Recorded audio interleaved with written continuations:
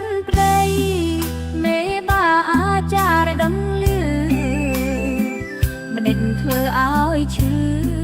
ព្រោះតែស្រីផ្សេងបងមិនដែលគិតកូនយើងនៅក្មេងទៅវកវងវែងស្រីញីខាងក្រៅ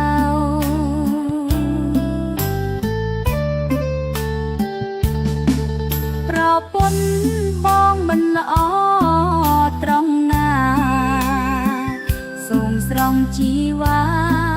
មេត្តាប្រាប់មកកុំនៅសំងំ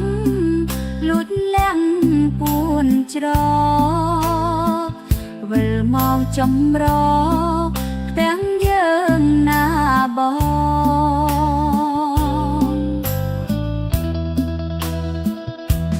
ហេតុអ្វីប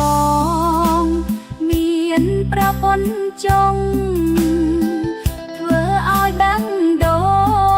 ងអូនលេចលងបងស្មោះស្រីក្រៅបាំងដងជាប់ហងមានប្រពន្ធចង់ក្លែងព្រឹកប្រពន្ធដើ